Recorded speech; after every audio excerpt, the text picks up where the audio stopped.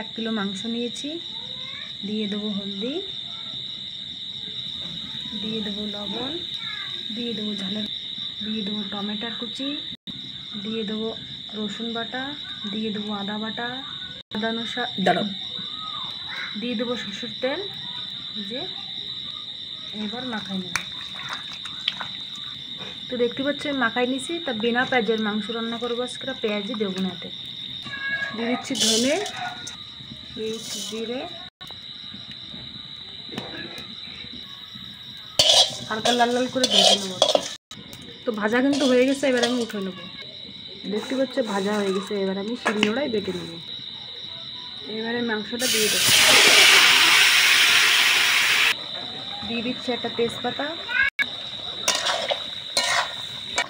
তো মাংসটা ভালো করে কষাই নেবো একদম। বিনা পেঁয়াজের মাংসের তরকারি আজকে প্রথমবার আমি রাঁধতেছি, দেখতে পাচ্ছ। তো দেখা যাক আগে কি হয়। তো বন্ধুরা, আমি তো বিনা পেঁয়াজের মাংস রান্না করতেছি। একদিন আমি বাংলাদেশে যখন গেছি, শাকন আমি যে সিদাই খুলনায় গেছি, চুলাদানায় গেছি, তা আমার ঠাম্মা শাকন বেশি ছিল। তো বন্ধুরা, আমার ঠাম্মা মাংস রাঁধছে খালি বিনা তেলে, তা কী করে লাই বেটে দিয়ে। তা সেই রেসিপি তোমাদের দেখাবো একদিন। তা এত সুন্দর লাগেছে বন্ধুরা, কি বলবো, আমি আমার মুখেতে কোনো জবাবই নেই। এত সুন্দর লাগেছে, এখানে লাই বেটা দিয়ে আর বাকি মশলা দিয়ে রান্না করেছে, খুবই সুন্দর লাগলো আমাদের। তো সবাই খেয়ে, আর তেলও যেরকম কি মাংসের উপরে তেল ভাসে, ওরকম তেল ভাসছিল, মাংসের তেলও বেরোয়ছিল। তা খুব সুন্দর লাগে বন্ধুরা, বিনা তেলের মাংস লাই বেটে দিয়ে রান্না করলে খুবই সুন্দর লাগে। যেটা আমি মাংসটা কষালাম, ওতে তেলের উপরে না দিলেই মাংসটা কষাই এরম বলি দিয়ে রান্না যায় ডেকে ডেকে, খুবই সুন্দর লাগে।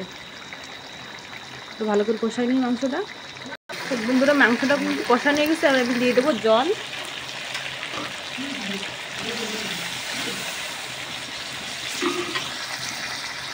তো বন্ধুরা, জলদি চক্করে কিন্তু আমি একদম পুরো জাল দিয়ে দিছি জোরে জোরে, একদম দেখতে পাচ্ছ জাল কি জোরে জোরে জ্বলতেছে।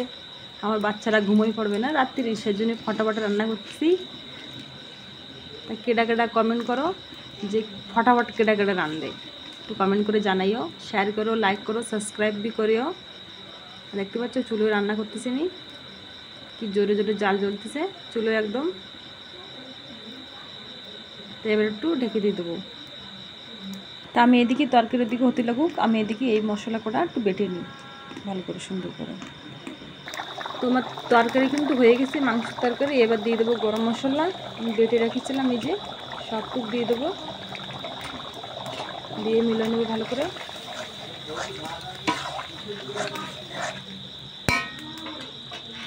দেখতে পাচ্ছ কালারটা একটু কালা কালা হয়ে গেছে, কোনো ব্যাপার নেই, খাতি তো স্বাদ হবে, দারুণ স্বাদ। তো এবার নামাই নিই। তরকারি কিন্তু হয়ে গেছে, নামাই নিয়েছি, দেখতে পাচ্ছ খুব সুন্দর কালারটা হয়েছে হালকা। তো এবার গরম ভাত দিয়ে খাওয়ার জন্য একদম পুরো রেডি। তো আজকের ভিডিও এই জায়গায় সমাপ্ত করি। Bye bye, tata.